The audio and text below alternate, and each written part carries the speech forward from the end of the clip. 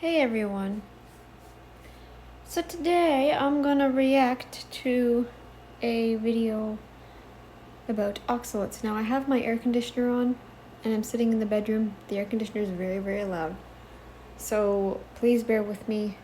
Hopefully I'll be able to hear because the phone plays everything back but very quietly. So yeah, let's just get into this. I'm just gonna start.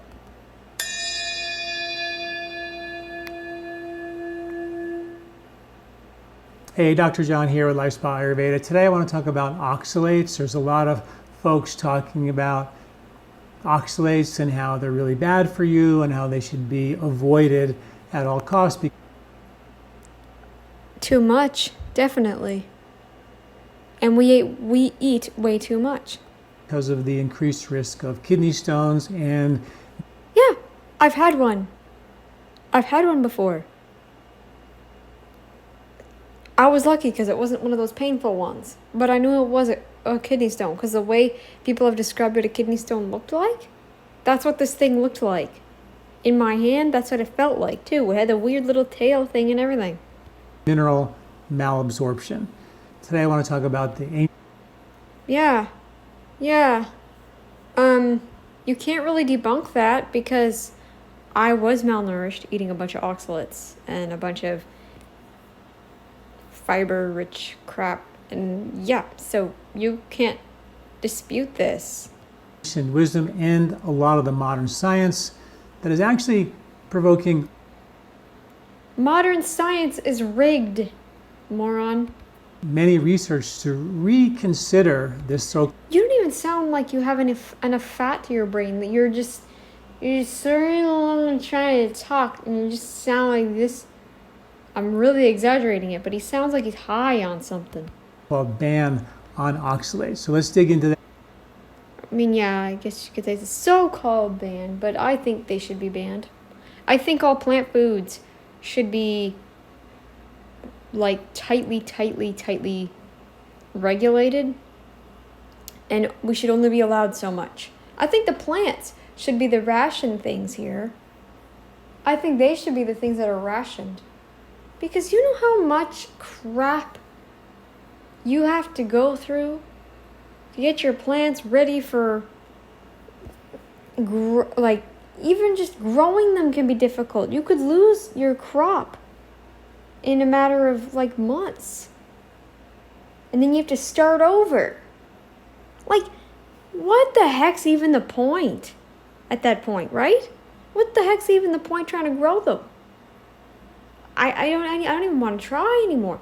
I don't even want to try to grow a garden.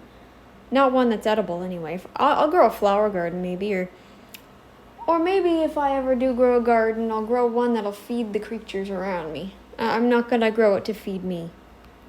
In detail, if you're watching this on my YouTube channel. Because I don't care about plants. I don't care enough about plants to need them in my life. I don't need them. So, yeah, that's what I'm going to do. Please subscribe to our channel. And if you're watching this on my website, I'm not going to subscribe to somebody who doesn't even sound like he can speak a coherent sentence. At lifespy.com, please sign up for our newsletter and also check out our Ayurvedic store. Check out. Not check out, check out. That is how slurred his speech is. At lifespy.com on your way out. All right, let's dig into this. Okay, so a lot of folks are saying that if you eat a lot of oxalate foods, which are a lot, coffee, tea. I mean, he could have a neurological issue, but dude, given the friggin' plant foods that we've been shoving down our throats, I'm just gonna assume that's what it is right now.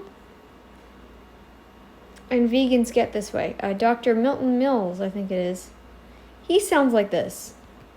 Grains, nuts, seeds, chocolate, turmeric, rhubarb, spinach, Swiss chard, beet tops, soy, cinnamon, almonds, poppy seeds. So many things have oxalates. It's really hard. I heard something about almonds, you should only eat 7 at a time.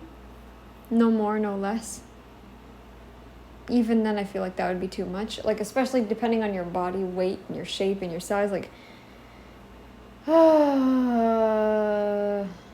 You can't dispute this. No, you can't. To avoid, the Mediterranean diet is a high oxalate diet. No, the actual Mediterranean diet is a high animal foods diet, low oxalate diet. You know why? Because they don't eat nearly as much fruit and bread and nuts and all that stuff as we are told they do. People rigged that too. Hello. It's 2023. Get searching. Another diet called the DASH diet, which is the dietary approach for stopping hypertension, also a very high oxalate diet. All diets, standard diets, are high in oxalates. Even keto can be if you're not careful. So guys, watch it on the almond flour. Watch it on your seeds. Watch it on the butters, the nut butters, There are some people that do peanuts on keto. Watch it. Watch the fruits, the berries. Watch them. Watch it. And so there's some interesting research about that we kind of need to dig into. But first of all, what is an oxalate? Oxalate are compounds found in plants that attach to minerals or toxins or heavy metals, and they're also protective for the plant. They also bind to minerals and they deliver minerals sort of in a... No, they bind to them and get pulled out of the body, dipstick. Proper amount, so the plant doesn't get too much or too little. It's sort of like... Well, if you ingest it, that's not what happens. The plant, yes. Okay, the plant, I didn't catch what he was saying about the plant. But yeah, if the plant can use that. They can utilize that. We can't. We can't. We're not a plant. And we don't have the digestive tract to handle 15 pounds of plants a day. Come on. This plant sort of buffering system. And you could make the case that that's exactly what oxalates do inside of us as well, right? Studies... No, because we don't work like a plant. We don't work like a cow either. We don't work like a gorilla, like a horse, like an elephant. We don't work like those other animals. The herbivore animals, we don't work like them. We don't work like birds either. We can't sit there and digest. Grains are for birds. Seeds are for birds. Okay? They're for your songbirds. Put them out. Put those seeds out for the finches, for the birds. Half the time the chickens are digging around looking for bugs, so they don't even like the plant foods. Like, this is insane. Like, songbirds eat seeds, a good amount of seeds. Seeds are not for us. They never were. If we ate seeds, it was because we were so desperate for just anything. We wanted to, we'd go through trial and error trying to figure out what was safe and what wasn't. I'm sure some of us died trying to do it. Because we ate the wrong thing. Like, we found a bean and we're like, oh, well, that didn't go down well. They lost a tribe member because he ate some kind of bean that was toxic. Made him sick and shut all his bodily functions down. Like, oh my God. I know the bean thing is lectins, but look, all I'm saying is oxalates do not work like they do in a plant the same way they do in a human. They don't work that way. Show that folks that are on the DASH diet or the Mediterranean... I think we produce oxalate, but that just goes to show we don't need to take it in. I think exogenous oxalates is the problem here.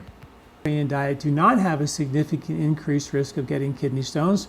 In fact, the studies show that folks on those diets have a 40% decreased risk of getting kidney stones. I don't know what I just clicked, but I'm going to keep going. I don't care. Okay? Because they rigged it. Okay? Okay. So it makes you think, Now, it should also be said that there are folks who are natural stone formers, and they should probably be on a low oxalate diet for a while. Always, no human ever should ever be on a high oxalate diet ever. Ever. This is non-disputable. You can't argue. You can't argue this. There's nothing you can say that'll prove you right and us wrong. There isn't. Notice how I said us and not just me specifically. People think we're the narcissists. The INFJ personality type. They think we're the narcissists. But no, us being carnivores, by the way, we carnivores are right again. You're Until you fix the underlying reason why. And in Ayurveda, it is oxalates. Have you ever looked at what a kidney stone is made of? You moron. You idiot. You know anything? Clearly not. it's always about digestion. Are you not digesting harder to digest foods well? And if you're not breaking down, You can't digest it. Hello? Wish I'd known that sooner. Before I started having all my bowel issues. Because, dude, when I was a kid, I'd poop a solid poop every single day at least once. Every day. Every single day. I remember clearly pooping every single day of my life. Guess what happened? Once I turned like 11 or 12, I don't know if it was the stomach bug that did it or just over time, but I stopped pooping every day. I stopped pooping right. And I started getting pains all the time. I mean, I always had pains. The first pains I was getting were reflux and stuff.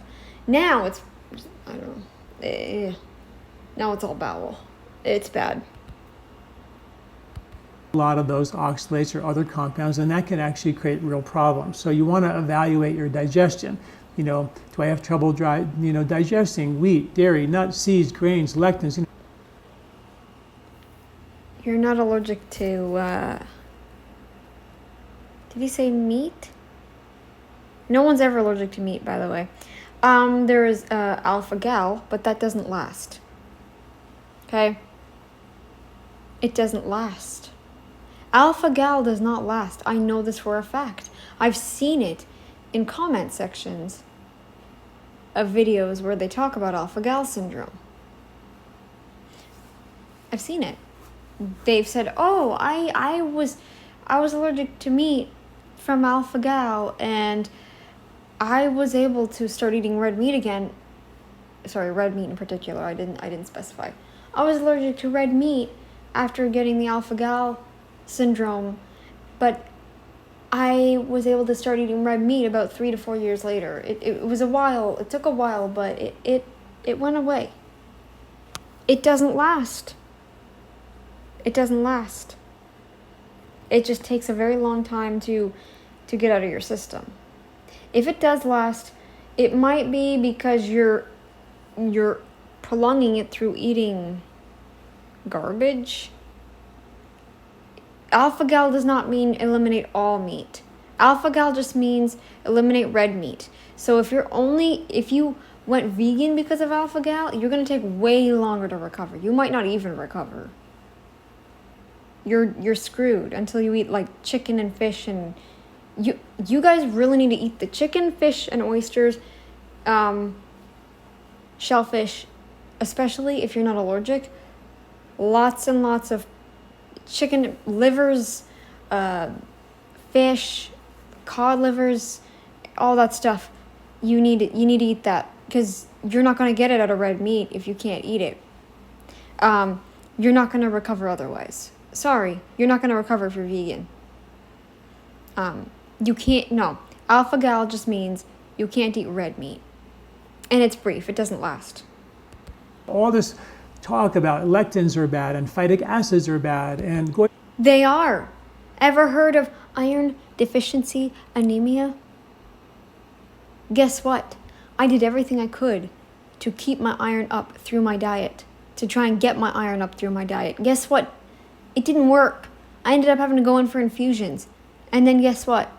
My ferritin kept falling, even after my iron was at a pretty decent level. My ferritin fell and fell and fell. So tell me how lectins and phytates aren't bad. Tell me again how they're not bad. Tell me how the oxalates aren't bad. Especially in the high amounts that we're told to eat them in. Nitrogens are bad and oxalates are bad. These are all really It's all bad. It is. It is. Google. Even Google will tell you.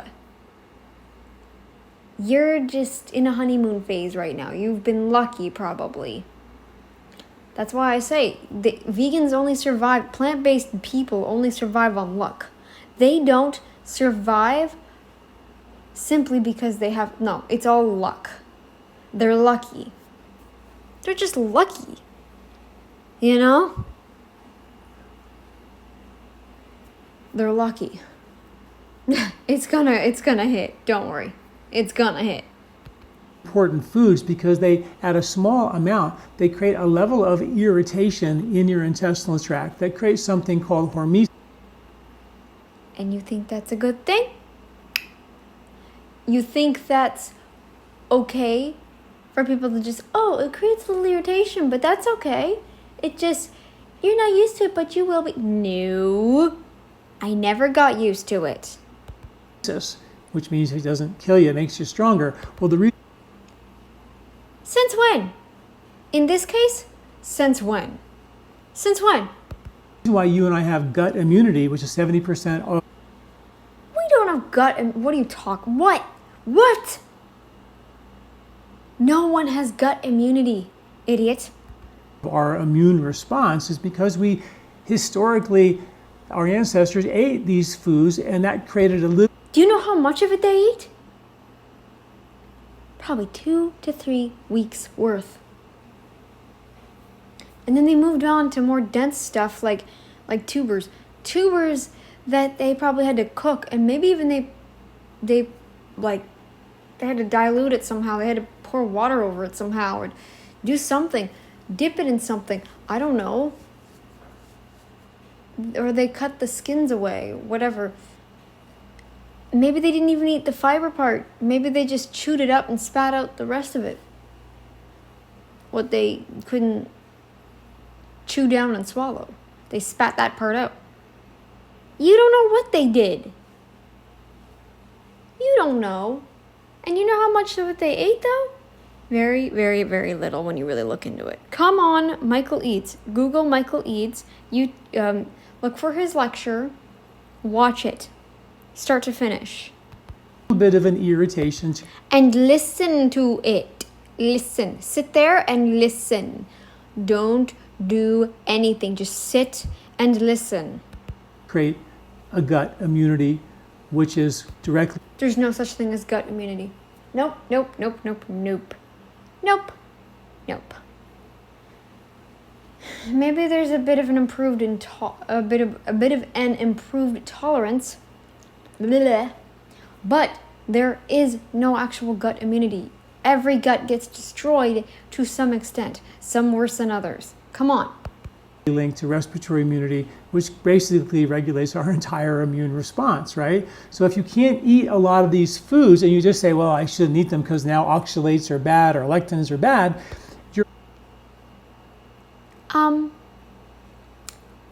go and eat a raw pinto bean.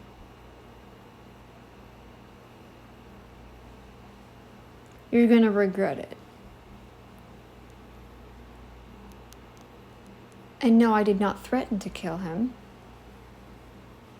Okay, wait, you know what?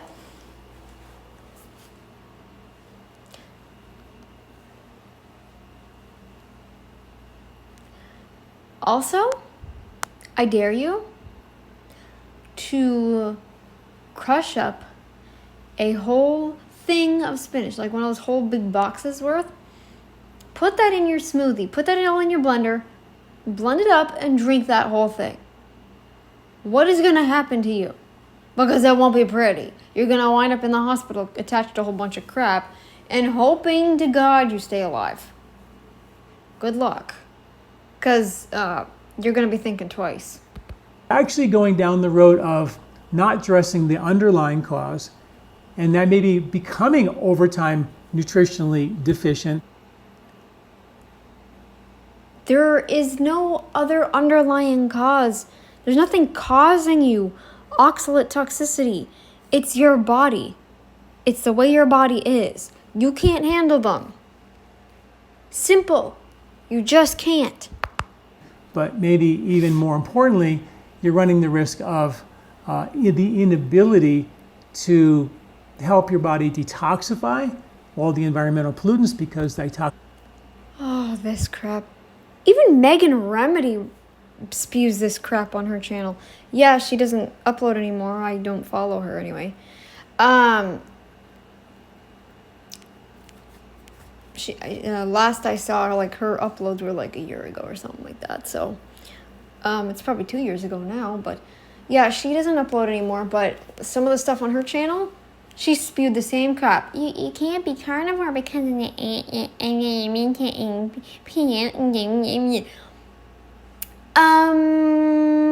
what is glutathione? What is that? What is that? What is that? I'm hoping I can find a what I eat in a day video, because these ones are just really annoying. Because I like those. I gotta find more of those. The what I eat in a days are a lot easier to...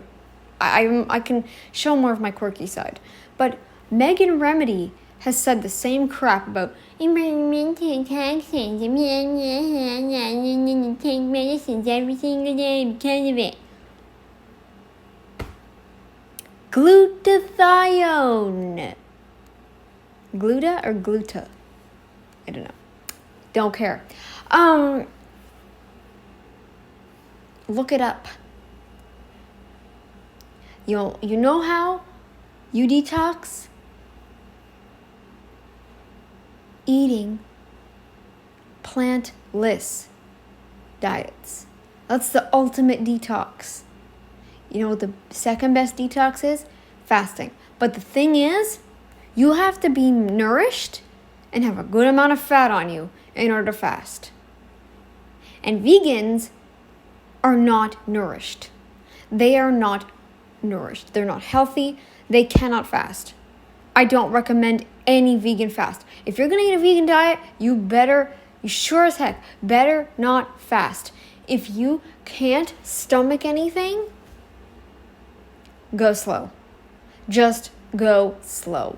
Eat smaller portions, but frequently. Because fasting is dangerous for vegans. And if you actually physically can't put anything in, drink. Do not do dry fast. Drink liquid. Like your stupid juices or whatever the heck. That's the extent you should go to fasting. You shouldn't actually fast. No. Don't not consume anything. Sorry. I said what I said. I don't care. Fast until all the fiber's finally out of you. Then eat. Eat. Eat, eat, eat, eat, eat. Eat. No vegan should fast. Detoxification uses the same pathways in your body as digestion. So if you can't digest well, you can't detoxify well, and it all boils down to your immune response, which makes you more vulnerable to the next immune event or pandemic that's coming down the pike. And there's probably... Oh my God.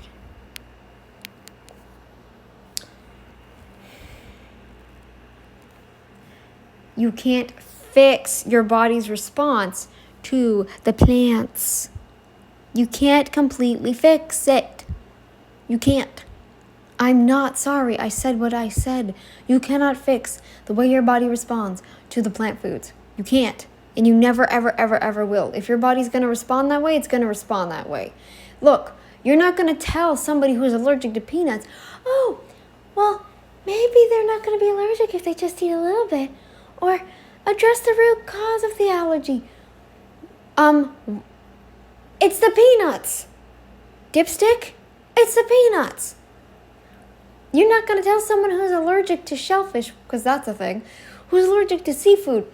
You're not going to tell them, oh, well, address the root cause of it. There is no root cause. It's just their body can't digest it. They can't ingest it. It just, their immune system just isn't right.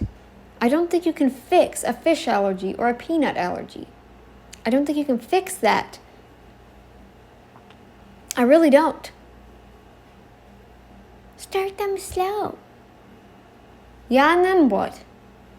Do you really think they'll be able to eat peanut butter in higher doses once they actually start slow and work their way up? Same with seafood. Do you think the people that can't eat seafood are going to be able to work their way up? I don't know. I don't think. Like, what if they ate one mussel versus, 20? I feel like even one mussel would be too much. A crab. What about a crab? Sometimes even a crab could be too much.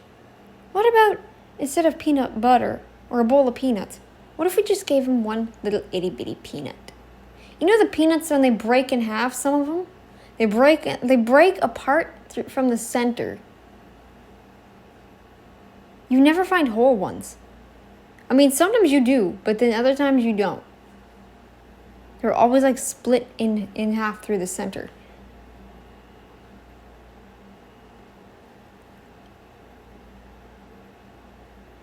But anyway, what if I gave them one of those?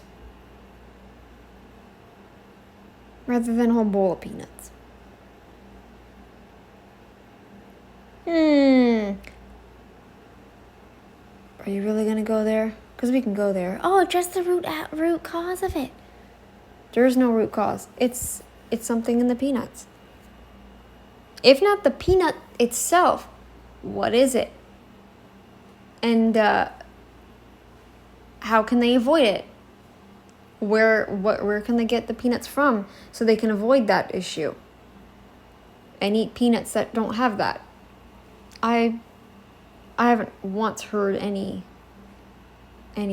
cases that where eating peanuts was okay in some instances if they sourced it from a certain batch of peanuts or a certain company or whatever. I'm not buying this. Address the root cause. What root cause? It's whatever the heck's in the peanuts. And seafood, it has the same protein as other insects. So they're basically insects of the sea. And I've heard that. I did hear that from someone else too. So you can't take that part of the fish. You can't take that part out. They're going to be allergic. What if we just expose them to a little droplet of that protein? Little itty bitty fingernail worth. Yeah, what if? You really willing to risk that?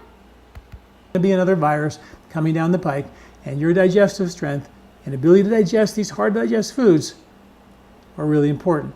Now in nature, these foods never came all at once. You didn't eat spinach all year long. You didn't eat turmeric all year long. You didn't eat Swiss chard all year long. They were seasonal foods. So you had some foods that were high in oxalates, and that was balanced by other foods that weren't. Yeah, you're just debunking yourself, by the way. But you know what we also didn't do? We didn't eat them in high amounts either, so.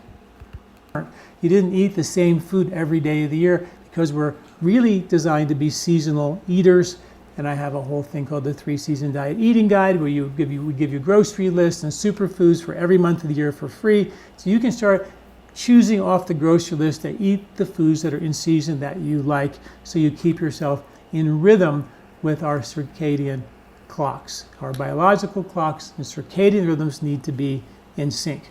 So also studies show that people who eat that high oxalate foods like spinach and Swiss chard within the study, they naturally have a lot of calcium in it. And that calcium will bind to the oxalates and take most of those oxalates to the toilet, protecting you from higher risk of kidney stones. And studies show that people But what about when they can't? who eat more spinach and Swiss chard have lower risk of kidney stones, against what you've been told That's the science. And if you go to my website at lifestyle.com, read this article about the oxalates, you can read all the citations that are there for you. Tea drinkers have drink a lot of tea, which is high in oxalates, and they also, as a population, have low risk of kidney stones. And they think it's maybe due to all the polyphenols in tea, but they definitely have a lower risk of oxalates. Studies show that that high oxalate foods don't cause mineral deficiencies. Populations that I don't believe you for 1 second. I bet you even the people that eat more plants are mineral deficient. You know why? Because they're shorter. They're too short. Okay? So, yeah, there's that. have high oxalate diet, like the Mediterranean diet, they generally don't have a mineral deficiency. Because what we're told is the Mediterranean diet is not actually the Mediterranean diet, moron. Issue. In one study, 2009, showed that the Mediterranean diet, one group ate the Mediterranean diet, one group ate a controlled diet, but both diets had the exact same amount of iron in them. And the group that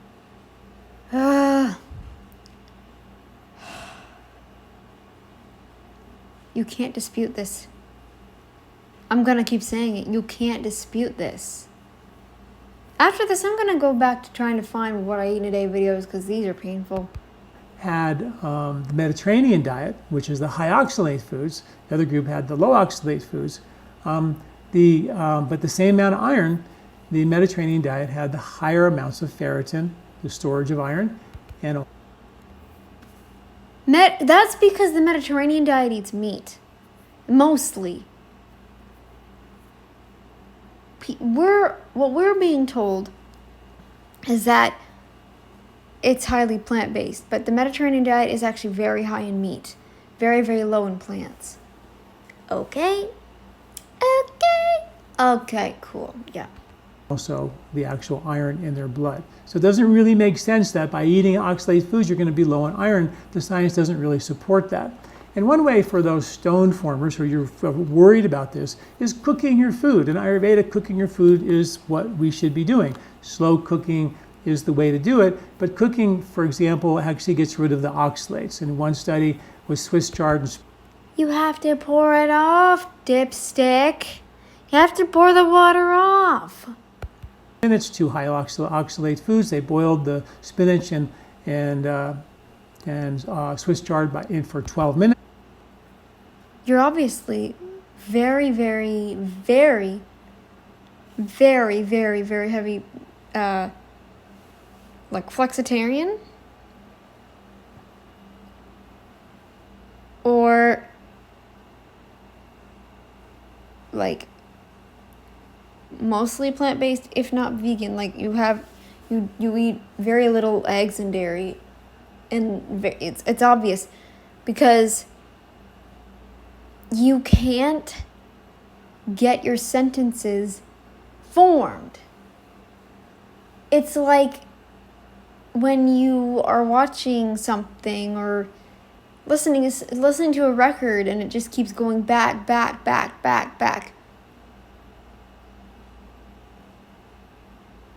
I'm just baffled. I'm trying to find the right words. Like me, sometimes I have to try and find the right words to say. But this is insane here. He knows what he wants to say, but he keeps stumbling. And they reduce the oxalates by 85 and 87%. When they cooked beans for 45 minutes, it reduced the oxalate count by only 45 minutes? Are you nuts? Of course you're nuts. You are nuts. 60%. And when you steam the spinach and steam the Swiss chard, it reduced the oxalate by 46 and 42%. Not good enough. You don't need oxalates, period. So exogenous, that is. There you have it. Lots of ways to mitigate oxalates. I think the first thing is cook your food. Second thing is evaluate your digestion. I have something on my website at lifestyle.com called your digestive health quiz, where you take a quiz and you find out what part of your digestion is broken. many articles there as well to give you more insight about taking this one step further as opposed to saying don't eat, don't eat, don't eat. Let's get that back. Now in the meantime, if you need to stop eating a food, for sure do that. But let's not just stop there. Let's go upstream and fix the real cause. All right, check that all out at lifespa.com. Let's fix the real cause of the peanut allergy, y'all. Do you like this video? Don't forget. Oh, shut up. Okay, so that was an idiot beyond his. We can't save him. We can't save him. He's gone. Wow. All right, so the next video will be like a what I ate video, because these videos are painful. Yeah. So there's that. I hope you enjoyed, and I will see you in the next video. And yeah, I'll look for a new video. Later, guys. Carps.